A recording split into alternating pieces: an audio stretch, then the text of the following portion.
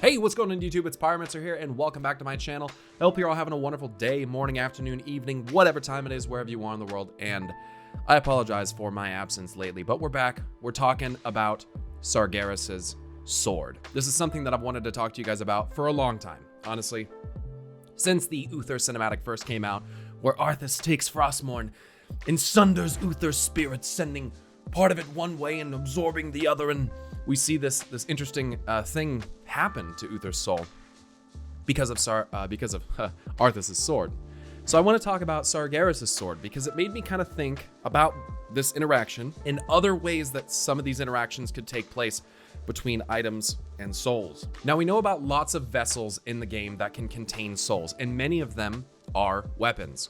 For instance, you have the Aluneth, you have the Deadwind Harvester, you have the Maw of the Damned, you have, I believe, the Blades of the Fallen Prince, you have Frostmourne, you have Ashbringer, you have all these different weapons that are in a sense a vessel or a means by which you can communicate with a soul that actually can carry a soul around in it, right? I'm sure that there's some that I've forgotten, but we need to talk about this just because I think that Sargeras' sword was a vessel as well, right? And this is something that I've said for a while, I suppose, ever since Antor's the Burning Throne, when we got to see Sargeras stab his sword into the planet. And we need to talk about it today because what happens with Uther's soul could actually be incredibly important for what Sargeras did with his sword. So in the cinematic, when Uther is killed by Arthas, right, you have this whisper from Uther where he says, "Light, save my soul." Now, whether or not it was the light specifically that did save Uther's soul or not, I'm not necessarily terribly worried about that point. We can make this argument that I'm going to make regardless of whether or not that's exactly what happened. So Arthas takes this sword, and you can see him ripping Uther's soul out. And Uther's soul is coming out as this just white soul. And as the tension on his soul is mounting, it eventually reaches this state of not being able to hold on anymore, and his soul sunders, right? His soul seemingly is like split in two. And the sound that it makes when it happens, to me, sounds like Azeroth.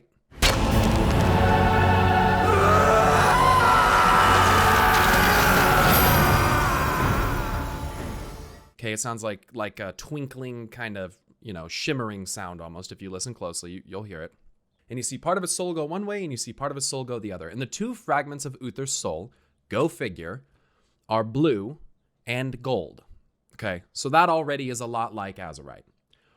What I'm proposing to you is the idea, not necessarily, specifically, that Frostmourne can sunder a soul in two, though I don't see any reason for which that would not be possible. I mean, considering what the Scourge was, considering things like the events that led to Sylvanas becoming a banshee, right? Having her soul literally sundered from her body, but still remaining in this like strange form.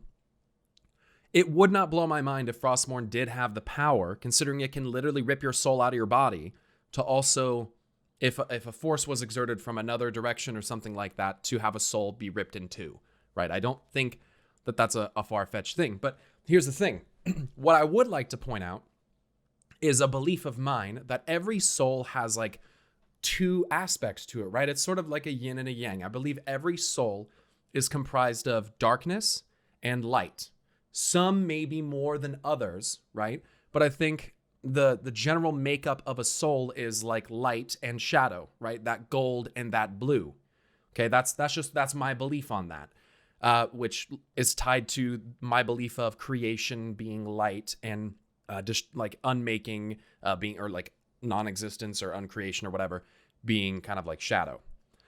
But there's a reason I want to throw this out there, is because a lot of different things have souls, right? Mortals, demons, worlds have souls. So I suppose what I'm trying to propose is that if a weapon as powerful as Frostmourne can potentially sunder a soul in two, is it possible for a weapon to house part of a soul and put them back together. And here's where we're going to talk about Sargeras' sword. So Sargeras' sword in canon, right, in Chronicle and canon novels and things, is not named. But in the old RPG lore, it was. So before, you had a sword called Gorshalak, which was pretty much the baddest sword in the universe, right? This is the description from Wowpedia. Gorshalak, the Dark Render, is the most powerful weapon in the universe. This massive greatsword was originally wielded by Sargeras while he was the champion of the Titan Pantheon. When Sargeras fell to his madness, Gorshalak, being semi-sentient, sundered itself into 2 shatterbound pieces to prevent the fallen Titan from wielding it. One fragment was claimed by Sargeras and reforged into Gorabal, while the other was claimed by Agramar and reforged into Tayshalak. If both fragments are ever possessed by a non-evil being, they can be combined to reform Gorshalak. But this is RPG lore, right? So it's not supposed to be considered canon, except when you get into Gorabal and Tayshalak. Tayshalak is the sword of the Titan Agramar. In his Antorus encounter, Tayshalak could summon fire elementals called the Ember of Tayshalak, Flame of Tayshalak, and Manifestation of Tayshalak. Tayshalak means flame rend, and it is a sword that was forged from one of the 2 shatterbound fragments of Gorshalak. It embodies all that is noble and good. When Gorshalak sundered itself, Sargeras abandoned this fragment that would eventually form Tayshalak, as it was useless to him in his corrupted state. Okay. Agramar eventually claimed the fragment and reforged into its current form, which he currently wields as his weapon. If this weapon is ever combined with the other fragment, which has been reforged into Gorabal, Gorshalak will be reborn. And this is the flaming sword that Agramar wields in Antorus. The thing is that in the RPG lore and in the game lore, the swords do look pretty damn similar, right? And while Sargeras' sword is never named in the game, there is a nod to Gorshalak that exists in the game. There's a trinket called Gorshalak's Legacy that actually drops from Agramar in Antorus the Burning Throne. Let's read about Gorabal. Gorabal the Dark Seether is a sword that was forged from one of the 2 shatterbound fragments of Gorshalak, wielded by Sargeras. This weapon embodies the darkness that exists in all beings, even noble ones. If this weapon is ever combined with the other fragment, which has been reforged into Tayshalak, then Gorshalak will be reborn, although it can only be done by a non-evil being. So whether or not Gorabal and Gorshalak are canon, in the game universe, there are nods to its existence, right? And there are other nods to many other things that come from the RPG lore, right? That we can't really necessarily fully consider canon, but I kind of wonder how canonical they might actually be. You know, maybe that's something we should consider. Cross-reference and see what adds up and what doesn't. But the fact of the matter is that Tayshalak is real. Sargeras' sword that he wields in the game is unnamed, and they are allegedly supposed to come together to create the most powerful weapon in the universe. So that's very cool. There is also imagery from the Shadows and Light RPG lore for Gorabal, where it has Sargeras actually sticking his sword Gorabal in a planet. Huh. That's weird. I feel like I might have seen that recently. Here's the thing you need to know about his sword from canon lore. When you go into the Chronicle books, which I got put away at the moment. When you go to the Chronicle books, you can see Sargeras' sword. There's actually many pictures of Sargeras' sword. I'll put some of them up on the screen here. Okay. And it pretty much always looks the same. Now, in some of these images, you have this discrepancy where some of them, Sargeras is orange fire, Sargeras is green fire, and some of the others, and I don't know why that is. And then there's, I believe, one picture where he's cleaving that world in 2, where his sword has seemingly no additional effect to it. It just looks like sort of a regular sword. Except one thing, it does have these strange runes on it that look similar to the ones on Frostmourne. Not entirely the same, but similar. So it's at least shown in Chronicle that Sargeras wielded some kind of rune blade originally. At least that's what the depiction is supposed to make you think. I'm not saying that that's wrong, but that's how it's depicted. But when you look at all the other pictures of it, his sword is broken in half. He and Agramar had separate swords, Now, we don't know where Agramar got his sword from, and it's never explained in Chronicle where Sargeras got his from. But we do know that Agramar was the lieutenant of Sargeras, so it wouldn't blow my mind if Sargeras bestowed a sword upon Agramar. Maybe a gift of some sorts, maybe a rites of passage, maybe to show their bond and their partnership as they would go around and hunt demons. Titans hunting demons. Yeah, makes a lot of sense. We'll talk about that later. Different video. But when you look at the sword, it's broken in half, and you have this strange thing about the sword. In the handguard of the sword, you have this eye that's always there. In one picture, one or two pictures, it's green, and all the others, it's orange. And it's an eye that looks, frankly, I mean, there's no other way to say this. It looks like N'Zoth's eye, like to an extent. It looks like an old god eye. And let's remember that in the RPG lore, this sword, Gorshalak, was originally supposed to be semi-sentient. So remember earlier when I spoke about things being a vessel, weapons being a vessel, I wonder if that sentience is tied to the sword being a vessel of some sort. Now, how this actually is incorporated into the canonical lore now, I don't know, right? But here's the thing. We get to see Sargeras' sword for the first time in 15, 20 years in the game at the end of Legion. And Sargeras' sword is left stuck in our planet. And Sargeras' sword is clearly just overflowing with this dark energy that many people don't know what to associate with. Well, if you look, and I've said this in videos in the past, if you look at that color palette, that scheme, that texture coming out of the sword, that black and red with white speckles, it does match something else in the game.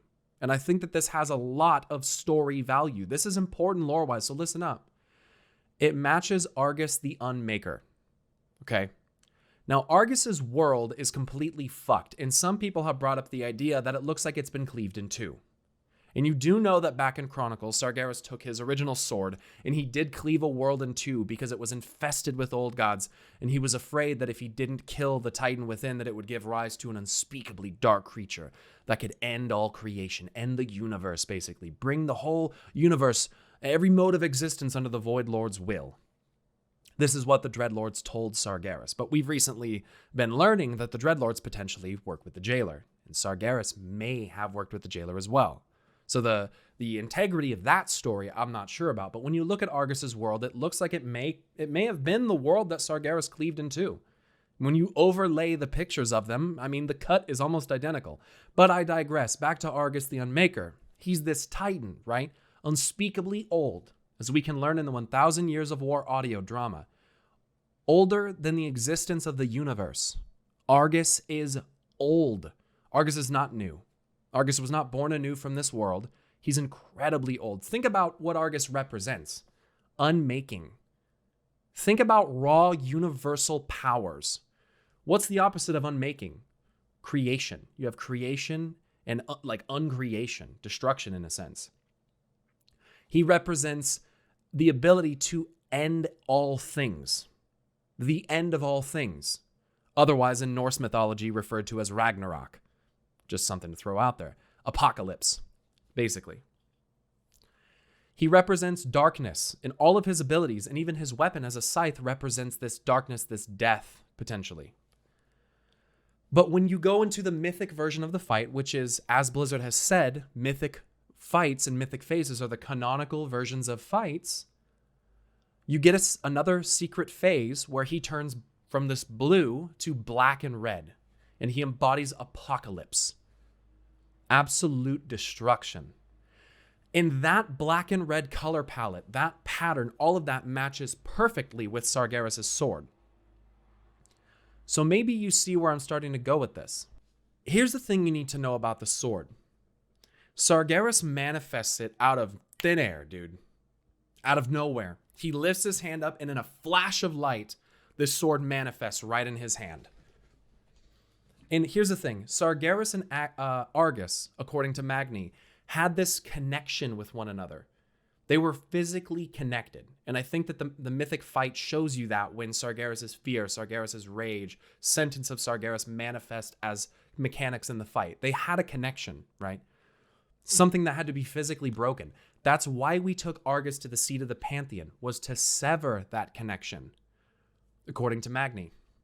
But I don't know that we really did, because when we go to imprison Sargeras, and Aman'Thul yells out to him, "Brother, your crusade is over," and Sargeras just turns his head and says no, and then he stabs this thing into our planet, it's full of this energy.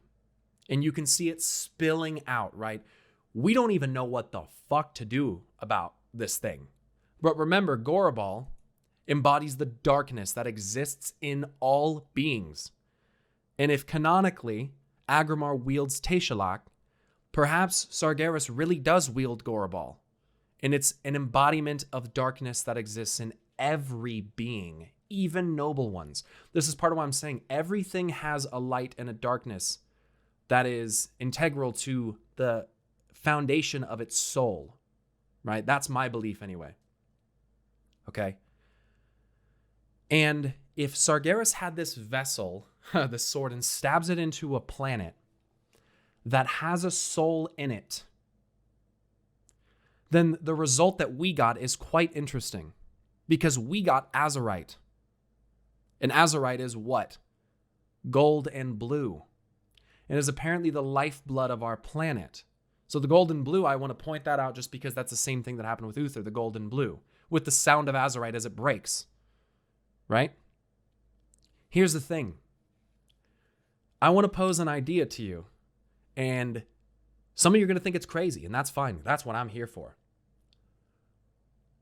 What if Azeroth's soul wasn't whole? I know that sounds weird. Here's why I say that. Azerite has been found on our planet before. People will bring it up. Well, the goblins found Azerite. Well, if you read Before the Storm, the novel by Christie Golden that came out with BFA, you will know that Azerite did in fact exist before, but it wasn't crystal. It was a golden liquid. No blue, just golden liquid is all it was. And Gallywix and them found it digging down while looking for Kazhamite. They found it out on, Kizan, where they were digging. And they found it, but when it was exposed to air, it basically hardened into this red crystal. And it didn't, nothing else. But it started as just a gold liquid. But again, Azerite is different now. Azerite is different. What if Sargeras took Argus and the darkness that he embodies and literally, using his sword, fused it with Azeroth? I have a video saying that this substance that we have is not something to glance over, and it's not just the essence of one being. Or perhaps now it is. This is the key. In Before the Storm, when Sylvanas holds Azerite for the first time, she felt not like a queen or a banshee or any of those things. She felt like a goddess of creation and destruction. And it says in the book, she had never realized how deeply the two were intertwined, how deep that connection ran between creation, I believe Azeroth, and destruction, Argus. And they go together. They are deeply intertwined, and Azerite is an incredibly potent, powerful example of that. It can be used to create wonderful, brilliant, and just genius things, but it can also be used to bring about unparalleled destruction. Is that not true? It embodies both things. I think that Argus and Azeroth, they may not be meant to exist as separate entities. These two titans, whatever they are, whether they're titans or not, I don't even know what they are at this point, but that's what we're told, right? If they're meant to exist as a single being, then they may now exist as a single being. I mean, think about this whole grand storyline. Everything is about Azeroth. It's all about Azeroth. The Titans want her. The old gods want her. Sargeras wants her. The Jailer wants her. We want her. Everybody wants Azeroth. The whole fucking game is based around this being that, according to Chronicle, is the most powerful being that's ever been encountered in the universe. Azeroth is like the penultimate, the crux, the character of the universe. People are like, we're just going to have to find a new planet if the Jailer wins. Fucking newsflash, dude. If the Jailer, we don't even know what that means if the Jailer wins, but there's no other world to go to. There's no alternate Azeroths to go to. There's none of this. Azeroth is Azeroth is Azeroth, and she's absolute and omnipotent potentially. But back to my point. The sword was the vessel. It was like a shot. Like he loaded it up with Argus's soul essence and fucking plunged it into the world and was like, be one thing. Right? Such an incredible amount of power maybe is not meant to exist within a world.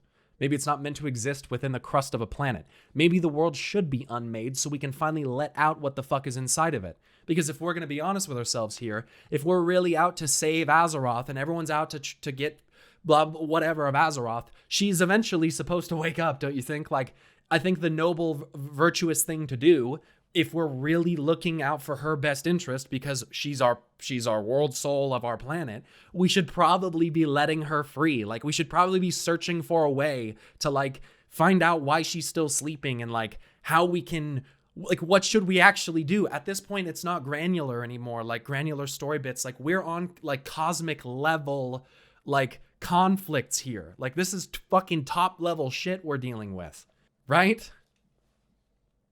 So if this is true, and the little Lich King thing with Uther is in any indication of what a weapon can do to a soul by splitting it, maybe a weapon can put two things back together if it's done properly. Because at the end of the day, you're not going to convince me that Sargeras wanted to destroy the planet or destroy the world and kill Azeroth or any of that shit. Because frankly, if he wanted to, he could have done it. And so people will say, well, for the continuity of the story, so that we can keep going, he didn't do it. Come on, dude. We wait that long to see Sargeras, and he's going to pull some move like this. We have all these strange coincidences that just line up. Come on, bro.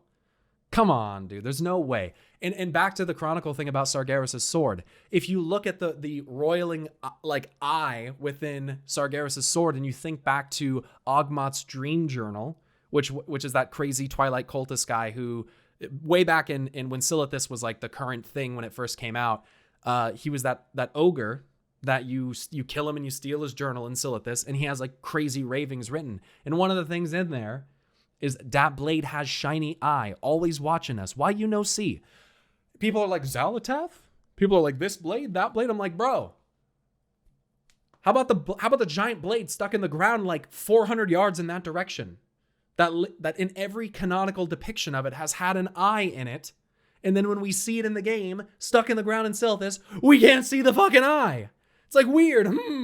I wonder, like, what could it have been? So this is my thought process. This is how I look at things. So what does that say about what Sargeras was actually trying to do? If he really was trying to fuse them back together and create this, like, super being, because that's, like, maybe the creator god of the universe, like, maybe this is, like, at such a high level that we can't even comprehend. We don't even know what Azeroth really is at this point, perhaps. If that's really true, then it kind of makes me think Sargeras was kind of the good guy, and the Titans were kind of the bad guys. Like, you find potentially the most powerful Titan you've ever known. You show up with your little Titan-forged armies that you craft from the corrupted crust of the world, and you imprison everything on the world. You imprison the unruly elementals. You imprison the old gods. Sargeras had been imprisoning demons. They imprison the heart of Yasharaj. They imprison everything. They never kill anything. That's all they do. They build prisons. And then you get Sylvanas, who's like, this world is a prison. And everyone's like, what does that mean? What does it mean? I have no idea. Share some ideas with me. The point is that given this connection between the Legion and the Jailer exists, given we've seen this new interesting way that Frostmourne interacted with a soul, whether that was partly because of the light or not, a soul can be split in two. So why can't a soul be put back together? Why not? We're talking about the Lord of Demons, who is probably infinitely knowledgeable about wielding the power of a soul. That's what the Fel does. Consumes souls and uses it as fuel. If Sargeras isn't a master of understanding how a soul works, I'd be shocked at this point. The guy's immeasurably old. has seen innumerable worlds, different beings, mortals, demons alike. The guy probably knows what he's doing. I don't know. We'll see. I guess the last thing I'll say is if it was Argus in the sword, and the sword was only ever depicted that way after he cleaved that world in two, maybe the world he cleaved was one of two worlds. Maybe it was Azeroth, and by cleaving it, he split the world in two and got Argus in the sword. Or maybe it was Argus. Maybe Argus was already in this world. Maybe he had already been imprisoned there by somebody else or something like that. And Sargeras fucking split the world in two. And maybe that resulted in Argus's essence going into Sargeras's blade. And maybe from that point on, Argus and Sargeras had a connection. Maybe that's why Sargeras pursued the Fel in the first place, because it's basically death fire that uses souls as fuel. Maybe that's why. Because Sargeras didn't even come up with the idea of purging the universe in flame after he was corrupted. It happened way before. Before he ever got corrupted and split Mardoom in two and let all the demons out. By the way, the prison of Mardoom wasn't big enough to hold all the demons. It was overflowing. So again, another example of not a very effective prison by the Titans. Then maybe Argus and he had a connection for far fucking longer than anybody ever thought. Maybe that's why he calls Argus his broken world. Maybe because he broke it. I don't know. I don't know. Just a thought. So let me know what you guys think down in the comment section below. I appreciate you guys very much. If you enjoyed this video, like the fuck out of it. Okay? Like this video. It's the best way to let me know you enjoy my content here on YouTube. Subscribe. 70% of you aren't subscribed, and 70% of you are wrong. I'm just kidding, but I'd appreciate it if you'd subscribe. That'd be sick. Guys, huge shout out, special thank you to my patrons. You guys are amazing. I really, really appreciate you. Thank you so much for sticking it out with me. You guys are awesome. Thinking of my Twitch subs, those of you that are still subscribed, thank you to all of you. You're all amazing. We're going to be unboxing this soon. I want to unbox this on video. And I'd like to maybe go through the art book as well. That'd be cool.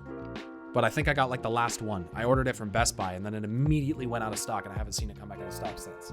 So I think I got like the last one. From them anyway. Anyways, guys, thanks for watching. I appreciate you guys so much. Stay awesome, and until next time, I'll see you guys later. Peace!